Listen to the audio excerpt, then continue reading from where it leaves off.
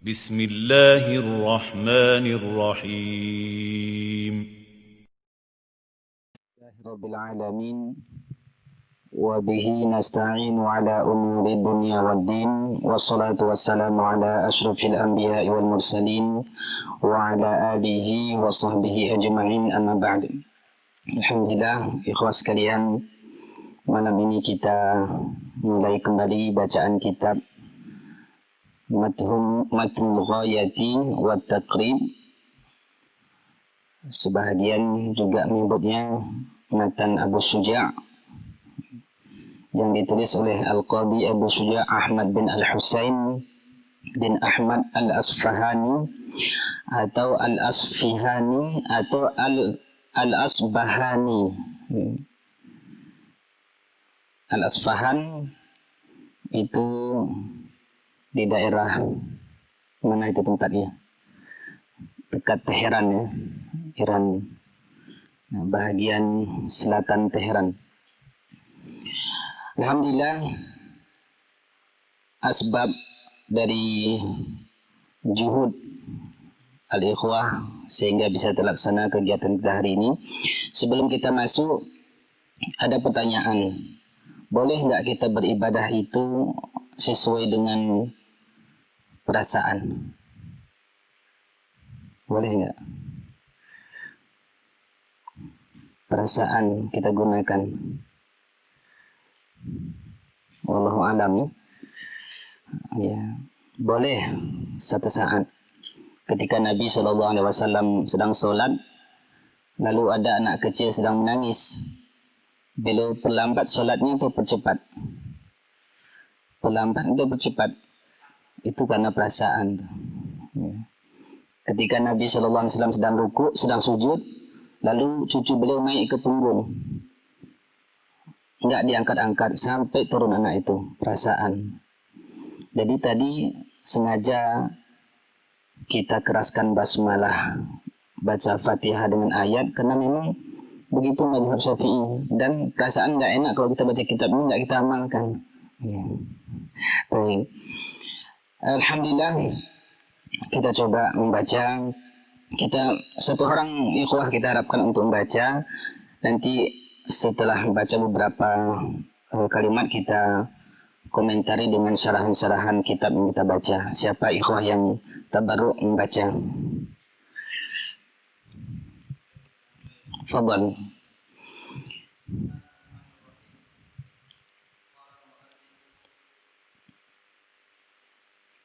Naam, sahih.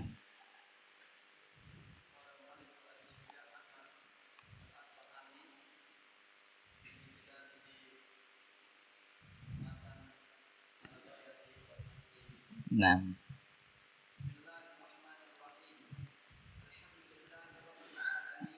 di situ tidak disebutkan hadis. Pertama dimulai dengan hadis, may yuridillahu bihi khairan yufaqihu fid din. Ini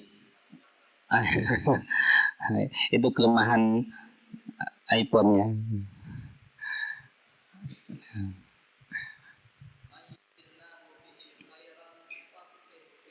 Nah, ini kita kenal man syartiyah namanya. Dia berfungsi menjazamkan fi'il mudhari'. Asal katanya yuridu. Jadinya dihilangkan huruf illatnya, iyanya, tanda jazam daripada fi'il mudhari'. Jadinya man yuridi. Sebenarnya yuridu. Dihilangkan ya sebagai jazam fi'il mudhari'. Man yuridillahu itu yuridu sebagai fi'lu syarti. Man yuridillahu bihi khairan, ini jumlah syartiyah. Lalu jawabannya adalah setelah itu fi'il mudhari' setelahnya yufaqihu fiddin, dipahamkan dalam urusan agama. Siapa yang Allah inginkan kebaikan, dipahamkan urusan agama. Kalau dalam ilmu usul kita kenal pemahaman sebaliknya. Orang yang tidak ada keinginan belajar agama, itu artinya sudah tidak ada kebaikan yang Allah inginkan untuk orang tersebut. Maka alhamdulillah kita hari ini masih bersemangat untuk mendalami ilmu agama. Ini biasa ulama sebutkan untuk motivasi kita hadis ini, dan juga tentu ayat Allah Subhanahu wa taala dalam surat At-Taubah misalkan, wa ma kana al-mu'minuna liyanfiru kafah falaula nafara min kulli firqatin ta'ifatun yatafaqahu fid din. Harus ada sekelompok daripada kaum muslimin yang mendalami ilmu agama. Inilah beliau ingatkan tentunya kita sebagai pembaca agar tujuan kita untuk menuntut ini adalah mendapatkan kebaikan dari Allah Subhanahu wa taala. Tafadhal. Dilanjut. Naam, tafadhal. Naam, ini juga kebiasaan para ulama memulai tulisan mereka itu dengan bismillah sebagai mengikuti ayat Al-Quran. Ayat Al-Quran juga dimulai dengan bismillah. Begitu juga ketika Nabi SAW menulis surat-surat beliau itu dimulai dengan bismillah, termasuk suratnya Sulaiman alaihissalam. Innahu min Sulaimana wa innahu bismillahirrahmanirrahim. Baru masuk inti, alla ta'lu alayya wa'tuni muslimin. Nah, bismillah ini juga sebagaimana hadis Nabi SAW menyebutkan, segala sesuatu yang tidak dimulai dengan bismillah fahuwa abtar, dia itu terputus, tidak ada keberkahan. Maka kebiasaan para ulama kita membuat bismillah sebagai permulaan dari muqaddimah tulisan mereka. Fadhal. Segala puji bagi Allah, kita tahu ini maknanya alhamdu segala. Padahal kalau dari segi bahasa, alhamdu itu adalah bentuk mufrad tunggal, artinya satu pujian. Kalau dua, hamdani. Kalau tiga, sebenarnya banyak, humudun. Kenapa kita terjemahkan dengan segala di sini? Inilah dikenal dengan ilmu usul fikih, al-mufradu al-mu'arrafu bil alifi wal lam yufidul umum. Bahwa bentuk tunggal itu diawali dengan alif lam, ini menunjukkan segala, umum.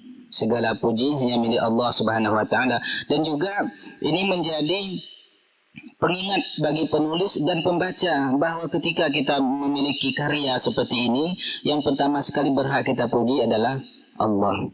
Karena tuh kemampuan kita untuk menulis pun, kemampuan kita bisa membaca kitab kuning misalkan, itu adalah dari Allah Subhanahu wa taala, tidak ada dari diri kita. Maka di saat kita ucapkan alhamdulillah, kita hadirkan hati bahwa benar-benar ini dari hati keluarnya, bukan dari mulut. Kalau sekedar dari mulut, beda rasanya.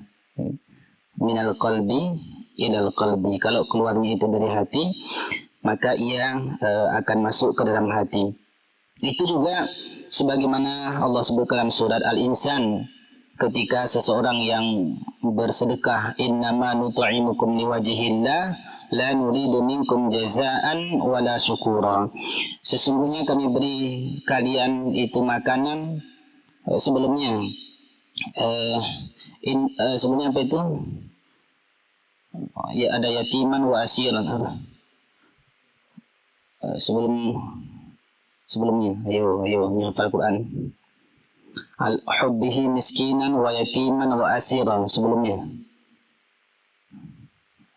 ada hadiah. Surah Al-Insan.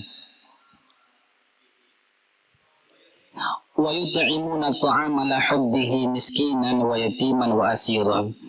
Mereka beri makanan yang mereka cintai untuk orang miskin, yatim, dan orang dalam tawanan. Lalu dilanjutkan, innama nut'imukum biwajhillah. Sesungguhnya kami beri makan kalian itu karena Allah. La nuridu minkum jazaan wala syukura. Kami tidak harapkan balasan dari bantuan itu. Jangankan balasan, ucapan terima kasih pun kami tidak harapkan. Inilah makna alhamdu. Sangat dalam. Ketika kita mengucapkan alhamdu, segala puji hanya milik Allah, lillahi, hanya milik Allah, maka tidak sedikit pun berhak kita untuk dipuji. Kalau ada perasaan kita kecewa ketika tidak dihargai, misalkan pengorbanan kita tidak dihargai, jasa kita tidak dihargai, lalu ada kecewa, cepat-cepat kita ingat, alhamdulillah, segala puji hanya milik Allah. Saya tidak berhak dipuji. Yang berhak dipuji hanyalah Allah. Ketika kita pun bersedekah, itu adalah untungnya untuk kita. Bayangkan nanti di saat kita bersedekah, tidak ada yang mau terima. Ketika kita bersedekah, untuk siapa itu kira-kira untungnya? Untuk kita. Dan yang menggerakkan hati kita bersedekah pun itu Allah. Allah yang menggerakkan hati kita. Maka kita puji Allah. Ketika kita solat, tidak ada untungnya kepada Allah sedikit pun. Tidak pun solat semua manusia, tidak ada rugi Allah. Maka ketika kita solat, kita hanya memuji Allah Subhanahu wa Ta'ala. Kehadiran kita dalam sebuah majlis misalkan, yang setiap langkahnya itu dihitung ibadah di sisi Allah. Man kharaja fi talabil ilmi fahuwa fi sabilillah. Siapa yang keluar dari rumahnya, man kharaja min baitihi, siapa yang keluar dari rumahnya untuk menuntut ilmu, dia itu di jalan Allah. Hatta yarji'a, sampai dia pulang ke rumahnya. Maka ibadah sepanjang keberadaan kita ibadah. Dilanjut.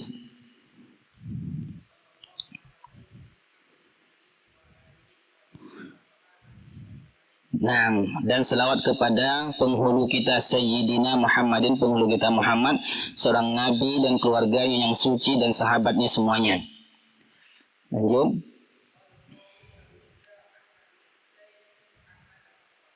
Nah, siapa di antara ikhwah yang hafal nasabnya 5 ke atas? 5 saja, enggak usah 10. Ya, masih kalah dengan Abu Suja. Lanjut.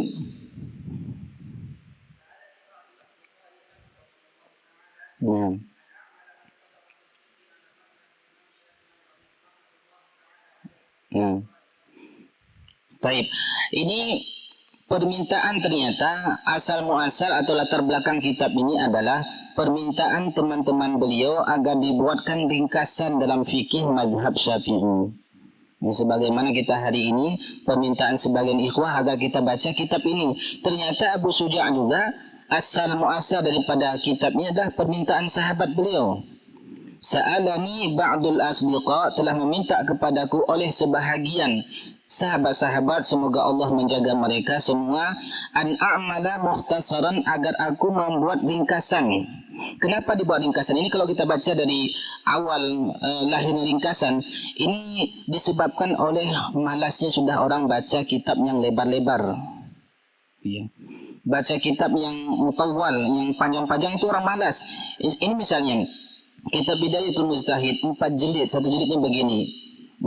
Berat itu jamaah Jami'ul Wafa bacanya. Ini saja yang kalau kita serius sebenarnya setengah hari selesai baca, 1 jam selesai baca nih. Tapi ada saja di antara hamba Allah sudah bertahun-tahun umurnya enggak kata-kata ini. Itu. Karena di masa beliau sudah mulai malas orang baca yang besar-besar, maka dimintalah buat ringkasan yang itu mencakup semua mazhab fikih dan mazhab Asy-Syafi'i. Kemudian lanjut. Ghayatul ikhtisar, ringkasan yang paling sangat-sangat ringkas.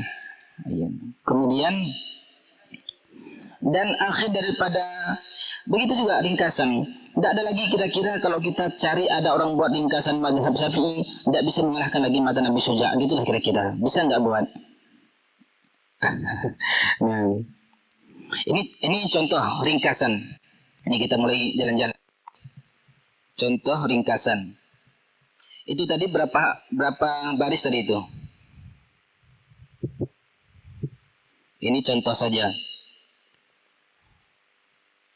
Sababu at-ta'lif, sebab latar belakang penulisan.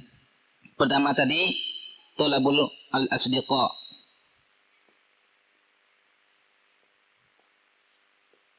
Kalau kita panjangkan tadi sa'alani ba'dul asdiqa, kan begitu. Udah saja. Kalau ada pertanyaan apa asal muasal penciptaan pengarangan kitab ini, maka jawabannya Thalabu al-asdiqa. Itu contoh ringkasan. Lanjut.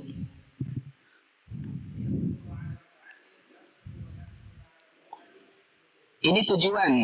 Kalau tadi latar belakang penulisan ini karena permintaan sahabat beliau, tujuannya diringkas adalah pertama, liyaqruba 'alal muta'allimi darsuhu, agar mendekatkan bagi pelajar untuk mempelajarinya.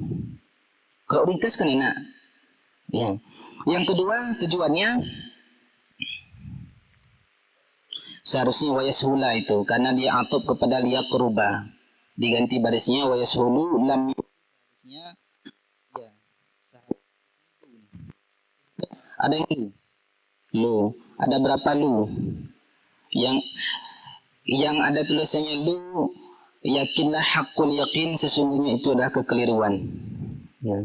Yang benar wayashula, dia atop kepada ya. Liyaqruba itu dia sebenarnya ada an mudmarah namanya, an yang tersembunyi. Asal katanya li'an yaqruba, jadi annya dihilangkan, jadinya liyaqruba, la muta'lil. Baik, lanjut. Ulang lagi, liyaqruba ada dua berarti tujuan. Kalau latar belakang tadi permintaan dari sahabat, tujuannya al-ghayah. Tujuan ada dua. Qurbu muta'allim darsuhu. Yang kedua, litashili al-mubtadi hifdzuhu, ya. Ini tujuannya. Pertama, agar orang yang mempelajarinya mudah, dekat pemahamannya. Yang kedua, agar orang yang baru belajar mudah menghafalnya. Enak sekali. Misalkan al-miyahul lati yajuju biha tathiru sab'un ma'ul sama'i, ma'ul bahri, ma'ul nahri, ma'ul aini, ma'ul bi'ri, ma'ul asali, ma'ul barari. Enak. Maka yang ikut sini harus hafal nanti semuanya. Insyaallah. Nah, enggak banyak ini, sedikit kali. Nah. Ba'da hiya niqab. Terus wa an uksira. Ya, tujuan juga beliau juga diminta untuk memperbanyak kisim-kisim. Karena biasanya kalau banyak kisim mudah kita menghafal. Misalkan kita Thaharah. Di sini ada fasal yang membahas tentang air 1, 2, 3, 4, 5, 6, 7, 8, 9 baris. Begitu masuk berikutnya fasal wajuludul maitati. Enak kita hafalnya. Sama dengan Al-Quran. Kalau Al-Quran itu 30 juz, tidak ada surah-surahnya, bosan kita. Kalau kita melakukan perjalanan dari Banda Aceh ke Medan, tidak ada singgahnya di Sare, tidak ada singgah di Biren, bosan kita. Maka para ulama itu buat supaya jamaah musolat Jami'ul Wafa enggak bosan, buatlah taksim itu. Nah. Terus, ini juga membatasi karakter, membatasi sifat-sifat pembahasan itu. Ternyata Abu Suja ini beliau orangnya tidak pelit. Karena permintaan sahabat ini permintaan yang mulia, maka fa'ajabtuhu, saya penuhi. Karena permintaan para jomblo untuk pengajian kita ini, maka kita penuhi. Ya. Apa tujuan beliau untuk memenuhi permintaan ini? Untuk semata-mata mendapatkan, mencari pahala dari Allah, bukan agar supaya masuk YouTube. Nah, baik. Apalagi tujuan beliau? Hanya mengharapkan kepada Allah Ta'ala fit taufiq ila shawab, agar dibimbing oleh Allah Subhanahu wa Ta'ala menuju kepada sawab, kebenaran. Sahih, hanya sesungguhnya Allah lah yang maha kuasa terhadap apa yang ia kehendaki. Ini beliau mengingatkan kita tentang tauhid. Ya. Ketika kita meyakini Allah adalah Latif, maha lembut, kemudian kita meyakini Allah Khabir, maha mengetahui di mana dan kapan pun kita akan terkontrol semua perbuatan kita, karena kita tahu Allah melihat kita. Ini juga untuk mengingatkan diri beliau dan kita membaca tentunya mendatangkan sifat muraqabatullah, merasa diawasi oleh Allah Subhanahu wa taala. Baik. Kita mulai. Di sini kita buat mukadimah tentang fikih.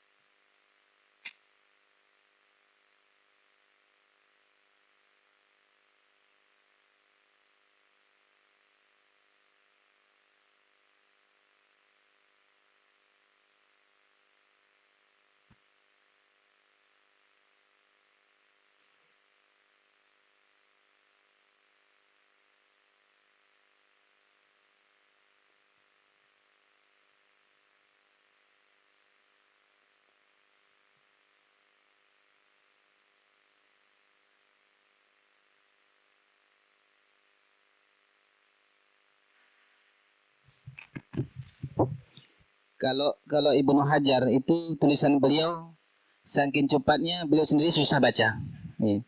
Ini sudah termasuk masih bagus lah ini dibandingkan tulisan Ibnu Hajar al Asqalani.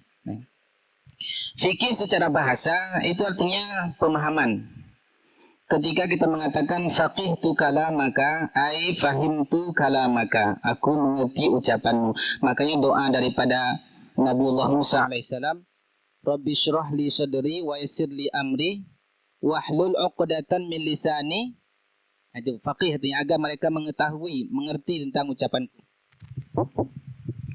Kemudian secara syar'i ma'rifatul ahkami asy-syar'iyyati al-'amaliyyati bi adillatiha at-tafsiliyah. Mengetahui hukum-hukum syar'i, bentuk amalan dengan dalil yang terperinci. Sebahagian ulama membuat ta'rif, ini sama, ini sama, ini sama. Di sini bedanya. Allati tariquha al-ijtihad. Mengetahui hukum-hukum syar'i, bentuk amalan yang caranya jalan untuk mendapatkan pengetahuan itu adalah ijtihad. Sehingga di sini nanti hukum syar'i itu ada dua. Ini menulis terus. Hukum syar'i itu ada dua.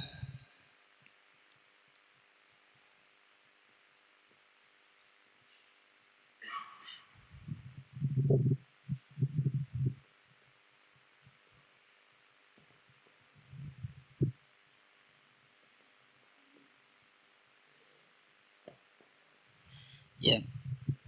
Hukum syar'i yang bentuknya tidak ada unsur ijtihad di situ. Tidak ada perbedaan di situ. Apa contohnya? Wajibnya salat. Ada berapa pendapat ulama wajib salat? Tidak ada. Syafi'i mengatakan wajib, Hanafi mengatakan sunnah. Tidak ada. Ini sudah dari Allah. Tidak ada peluang untuk ijtihad di situ. Contohnya lagi,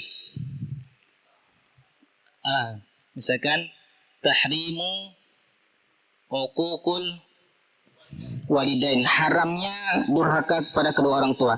Itu tidak ada unsur ijtihad. Tidak ada di situ khilaf. Haram durhaka kepada kedua orang tua. Itu sudah dari sono, dari Allah. Ahlan. Sedangkan di sini, misalnya, hukum niat dalam ibadah itu apa? Niat dalam ibadah. Niat dalam ibadah hukumnya wajib ya, harus. Tapi niat dalam wudu apa hukumnya? Wudu itu termasuk ibadah atau bukan? Ibadah, yakin. Ibadah terbagi pada dua, mahdhah dengan ghairu mahdhah. Kalau mahdhah ini dia ada unsur logikanya, masuk akal dia. Kalau ghairu mahdhah tidak masuk akal. Ghairu ma'qulatil makna. Wudu itu terjadi perbedaan pendapat ulama, dia termasuk ibadah yang golongan tidak masuk logika, yang masuk logika atau tidak masuk logika. Hanafiyah mengatakan dia masuk logika karena ada unsur kebersihan. Kalau begitu niat tidak ada, merupakan rukun daripada wudhu, tidak termasuk. Nah, wudhu itu hasil ijtihad. An-niyatu fil wudhu. Ini ranahnya, ranah fikih. Apalagi contohnya mandi hari Jumat, apa hukumnya?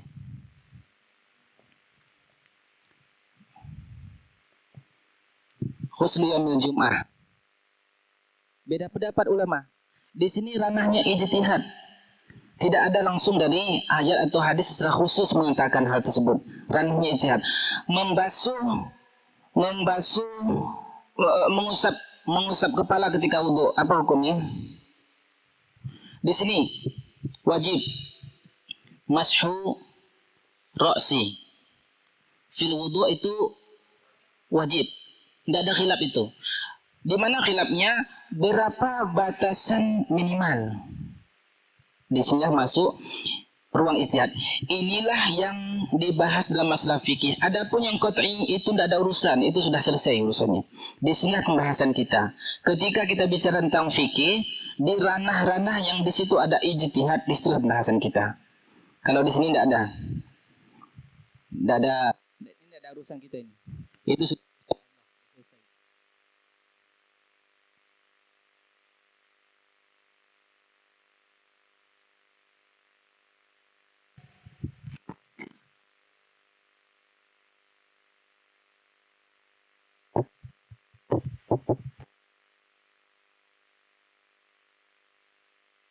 Kiban kita. Kemudian ketika juga para ulama membahas tentang fikih, itu secara umum ada 4 pembahasan. Wah, ini tertulis juga. Ketika membahas tentang fikih ada 4 pembahasan. Pertama, fiqhul ibadat. Ini akan masuk mukadimah daripada pembahasan taharah nanti. Yang kedua, fikhu al-muamalah al-maliyah. Yang ketiga, fikhu al-usrah. Yang keempat, fikhu al-jinayat wa al-hudud wa al-qada wa syahadat. Wah, bisa terbaca.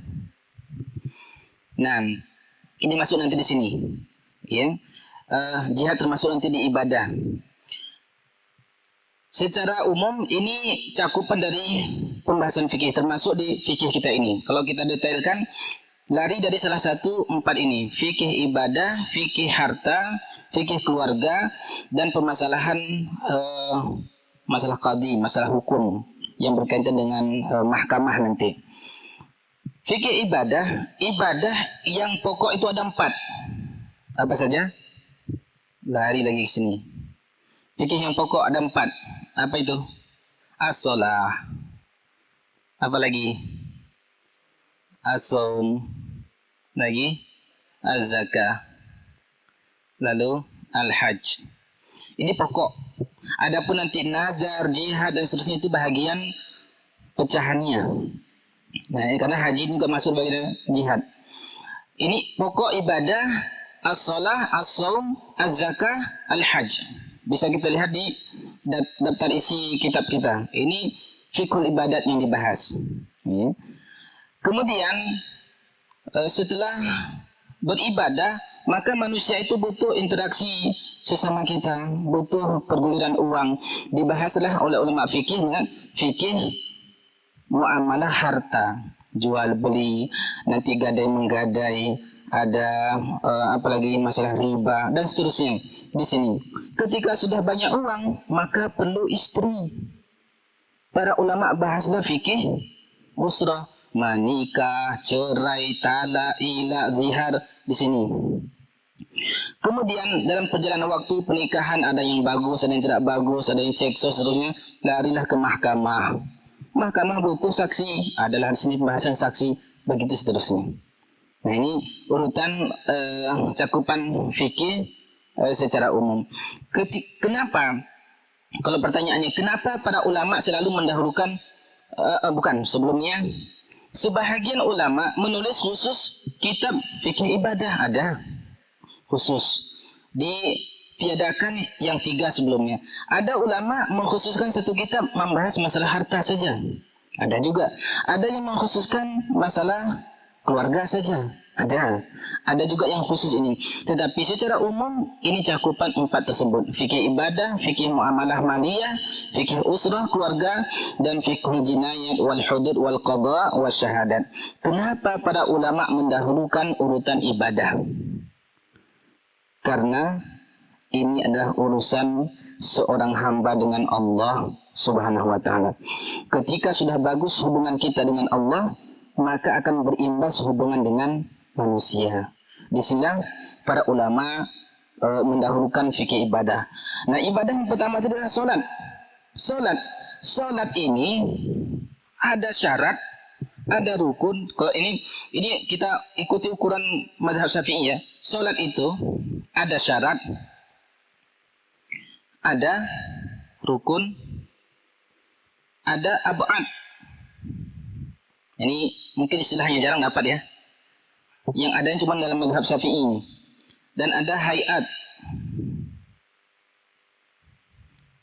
Secara detail akan kita bahas nanti dalam bab solat ini. Sebelum kita masuk ke taharah, akan lari ke taharah. Ada syarat, ada rukun, ada ab'ad. Ab'ad ini kalau dalam mazhab lain namanya istilahnya secara umum sunnah mu'akkad. Sunnah mu'akkad. Sedangkan hayat itu sunnah ghairu mu'akkad. Yang dalam solat khusus itu syarat, rukun, ab'ad, dan hayat. Yang ab'ad dalam solat itu hanya 2 dalam mazhab Syafi'i. Qunut subuh dengan duduk tahayyat awal. Maka kalau dia ketinggalan karena lupa, qunut subuh lupa, dan tahiyat awal lupa, itu digantikan dengan sujud sahwi. Nah, kita bahas secara detail. Syarat, disinilah kita mukadimah masuk ke taharah. Syarat itu ada 2. Syarat wajib dan syarat sah. Syartus sihah. Syarat wajib ada 4 lagi. Wah, 4 terus ini. Mana lagi kita tulis? Islam, baligh, berakal. Kalau perempuan, yang keempatnya terlepas dari haid dan nifas. Itu 4 syarat wajib. Kalau salah satunya tidak ada, maka tidak wajib sholat. Yang kedua, syarat sihat, syarat sah. Nah ini syarat sah itu pertama taharah, kemudian satrul aurah, kemudian istiqbalul qiblah, yang keempat dukhulul waqt. Taharah. Nah, kita masuk ke sini. Atau sudah masuk waktu? Nah, karena pembahasan masalah air itu seru itu. Air musta'mal, bagaimana model air musta'mal, nanti air mutlak, air musyammas, dan seterusnya. Ya. Ini at-taharah. Apa arti taharah? Apa arti taharah? Suci. Secara bahasa an-nadhafah, suci. Kalau secara istilah raf'ul hadasi wa izalatul khabas. Tulis lagi. Tidak mengapa. Antum puas, saya tewas. At-taharah. Masya Allah. Raf'ul hadasi wa izalatul najasi. Wa najasi. Mengangkat hadas dan menghilangkan najis. Hadas terbagi kepada 2, hadas kecil dan hadas besar. Najis terbagi kepada 3, kecil, ringan, sedang, dan berat. Hadas kecil itu diangkat dengan wudu. Hadas besar diangkat dengan mandi. Hadas kecil dan hadas besar dengan air. Dah mulai masuk. Hadas besar dengan hadas kecil dengan air. Kalau tidak ada air, tayamum. Ada juga pembahasan nanti. Nah, masuk juga ke situ. Ini bagusnya kita hapus dulu ya. Biar ada tazkirul zihin, mengkondisikan otak gitu. Kita hapus dulu. Boleh hapus? Boleh. Betul nih.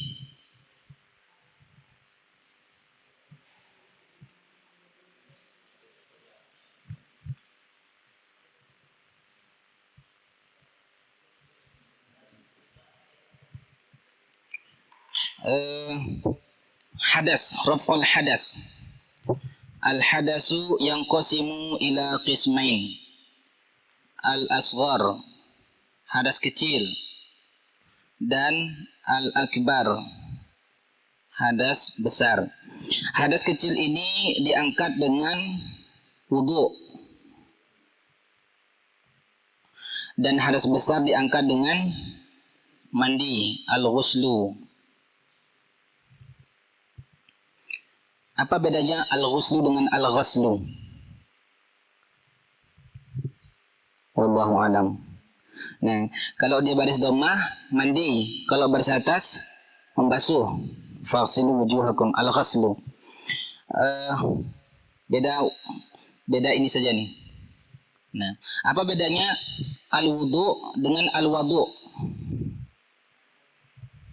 Kalau al-wudu itu perbuatan kita, mulai pasuk itu perbuatan. Sedangkan alat untuk berwudu itu pakai waw, baris atas, wadu, bukan wadu keliling, wadu. Nah, tapi boleh juga ingat wadu itu boleh juga. Ini wudu dengan mandi menggunakan air. Kalau tidak ada air maka diganti dengan at-tayammum.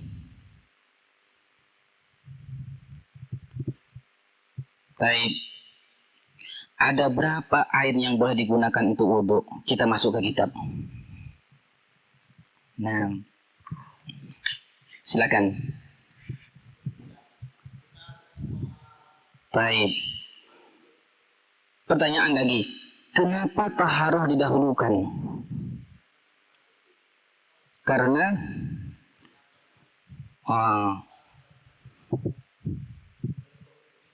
miftahus salati, aywa.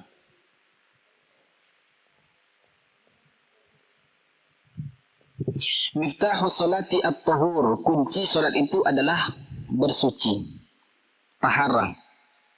Kalau ibaratkan kita masuk ke rumah sedang digembok, kunci itu adalah taharah.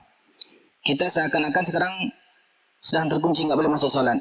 Apa kuncinya? Sedang tergembok itu. Apa kuncinya? Taharah. Begitu sudah taharah, terbukalah dia. Baru kita boleh masuk salat. Nah, baik, dilanjut.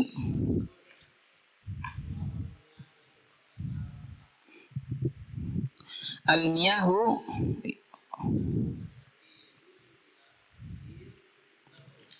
Taib. Al-miyahu itu asal katanya al-ma'u. Dijamak lagi walaupun air itu sebenarnya nggak ada yang tunggal ya. Nah,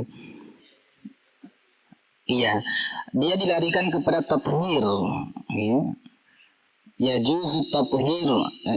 Bisa juga bihanya di belakangkan ya juzu tathhiru biha atau ya juzu biha tathhiru. Bermula air yang boleh dengannya air itu bersuci jumlahnya ada sab'u miyahin, ada 7 macam air. Baik, yang pertama air hujan, kedua air laut, air sungai, air sumur, air mata air. Apa bedanya air sumur dengan air mata air? Ya. Kalau air sumur itu dari bawahnya. Kalau air mata air itu kadang-kadang lereng-lereng gunung itu muncrat. Nah, kemudian ma'us salji, air salju. Apa bedanya air salju dengan air es?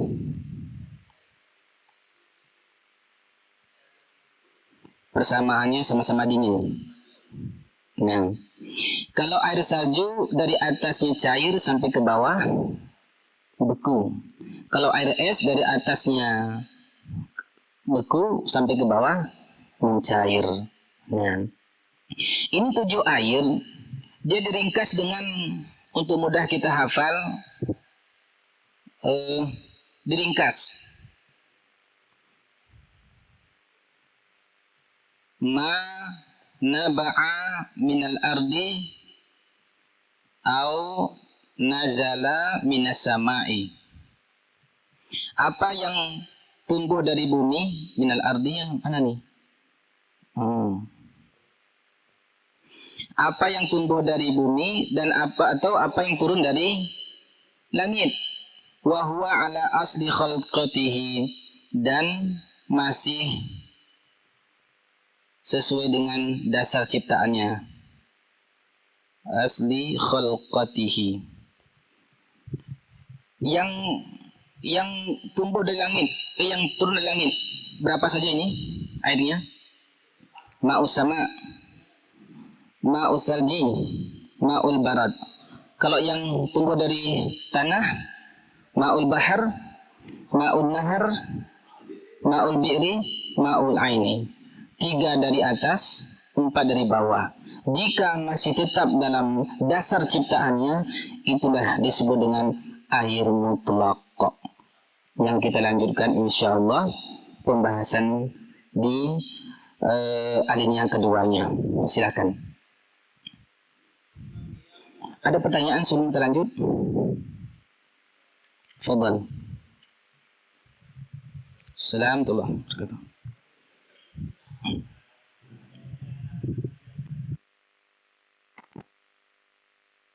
Seandainya tidak bisa kena air.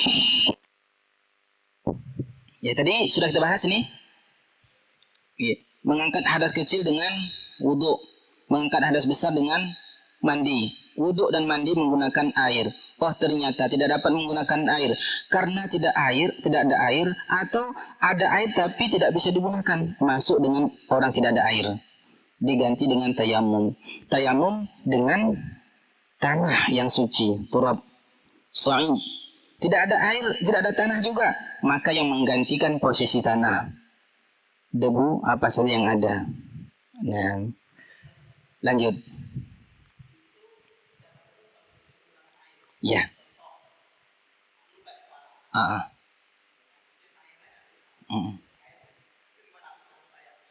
Baik. Nah, yang diharuskan di situ pertama, kita tidak bisa menggunakan air di tempat yang ada anggota wuduknya. Yang di tempat yang ada anggota wuduknya. Ya.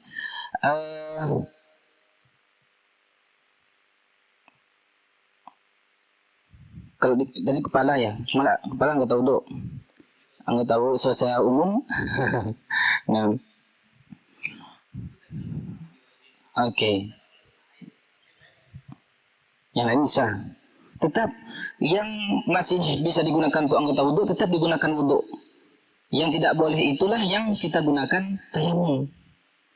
Ya. Nanti bab tayamum tentu secara khusus akan kita bahas lagi lebih detailnya, termasuk nanti memang kalau kita baca khilaf ulama ada di situ, apakah cukup satu anggota tayamum untuk seluruh anggota itu tidak perlu wudhu lagi, atau bagi anggota yang masih minta wudhu tetap wudhu menggunakan air yang khusus itu digantikan dengan tayamum. Insyaallah kita akan bahas lebih detail nanti. Nah,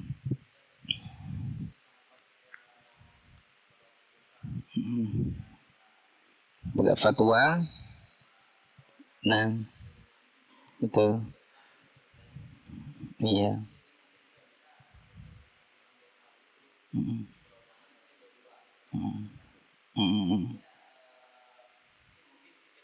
ya.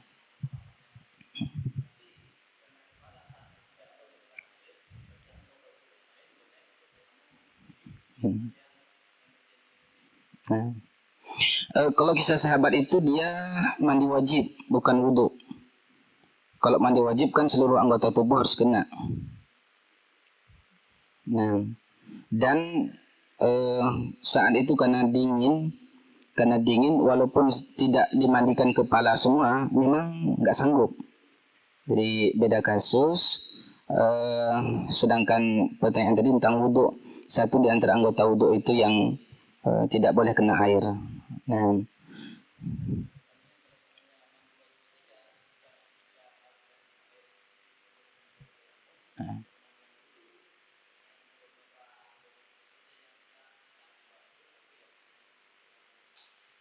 nah, bisa nanti kita ni kan, insyaallah.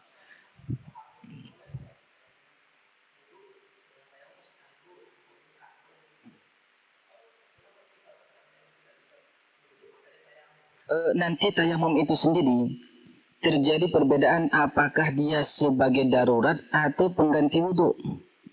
Apa bedanya? Kalau dia sebagai darurat, maka hanya boleh satu kali tayamum, satu solat. Karena solat berikutnya belum darurat. Kalau dia dikatakan pengganti wudhu, maka sepanjang dia belum batal, maka boleh tetap satu tayamum lebih dari 50 solat pun. InsyaAllah akan kita bahas lebih detail nanti. Nah. Fadal. Air musta'mal belum kita masuk.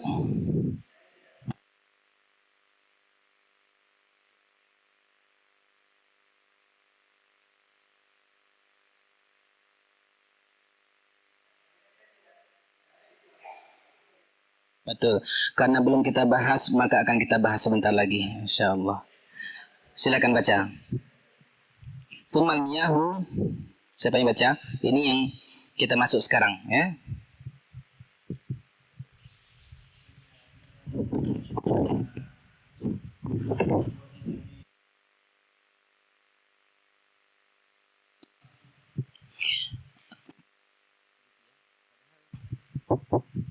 Nanti saja. Berarti pekan depan itu bahasanya. Iya. Tapi secara bisa dihapus dulu. Takut saya jatuh. Biar saya semua.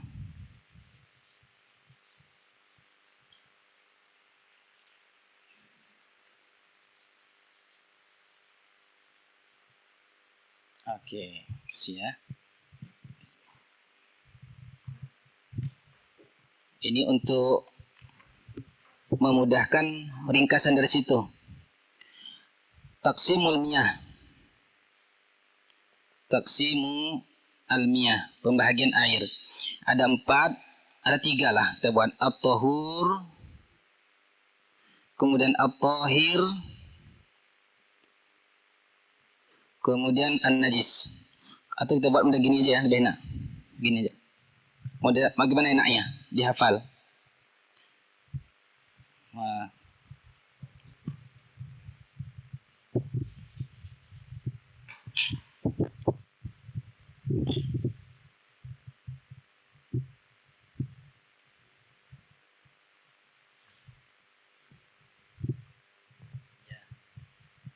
Pertama at-tahur. Yang kedua at-tahir. Yang ketiga an-najis.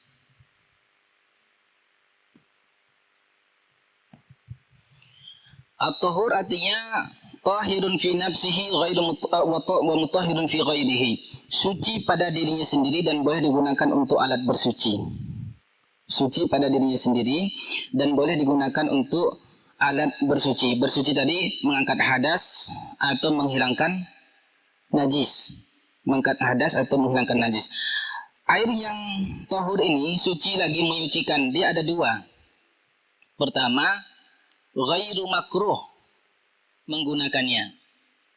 Yang kedua, makruh. Bahkan ada yang ketiga, tambahkan ulama, haram. Dia suci tapi haram digunakan. Oh, kok bisa? Tapi ini nggak dibahas di kitab itu. Ya. Dia suci dan boleh digunakan untuk bersuci, tidak makruh. Inilah disebut dengan air mutlak. Al-mutlak. Apa yang dimaksud dengan air mutlak?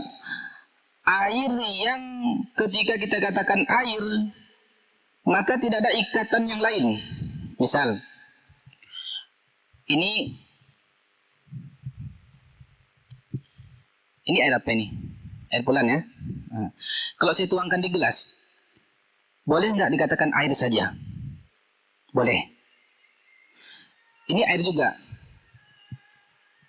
Ketika saya katakan, akhi tolong berikan saya air, lalu dikasih ini, benar nggak yang kasih itu?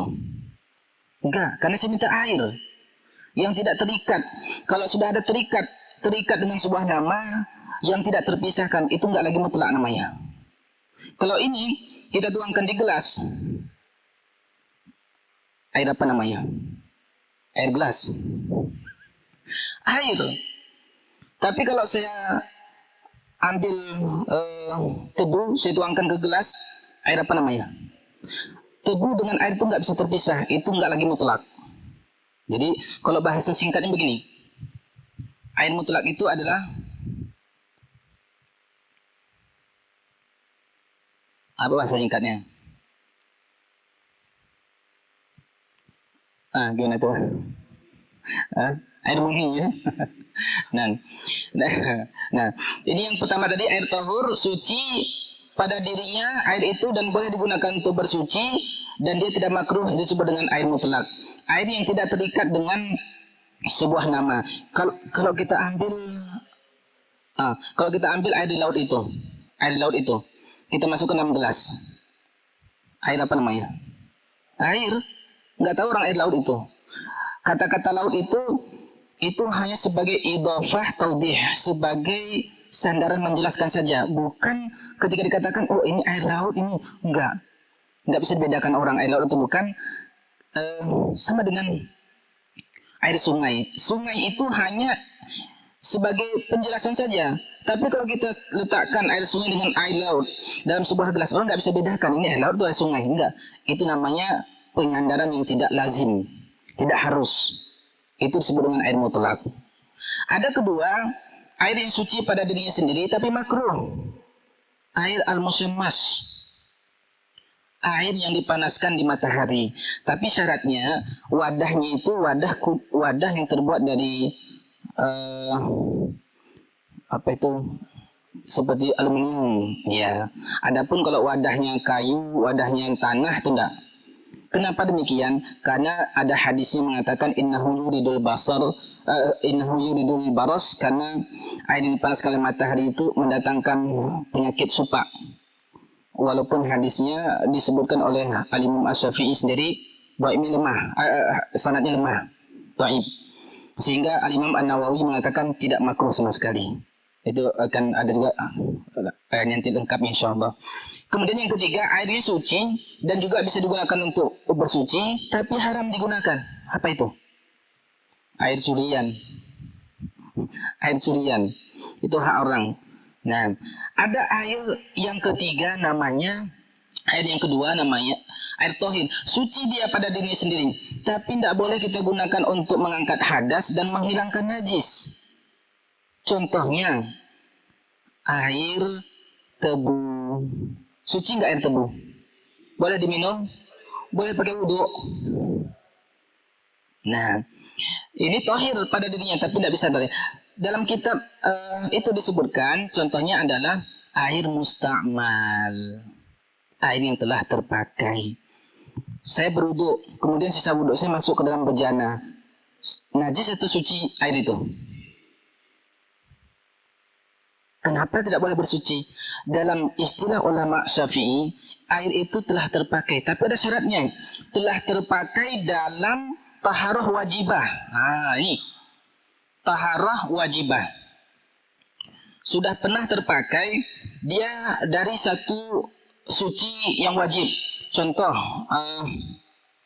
tadi saya mandi wajib. Sisanya itu berarti bekas suci yang wajib. Dalam mazhab Syafi'i ini disebut dengan air musta'mal, tidak boleh lagi terpakai, tidak boleh lagi digunakan. Tapi kalau taharahnya taharah sunnah, misalnya mandi Jumat, sisa mandi Jumat itu bisa digunakan karena bukan taharah wajibah. Untuk detailnya datang minggu depan. Assalamualaikum warahmatullahi wabarakatuh.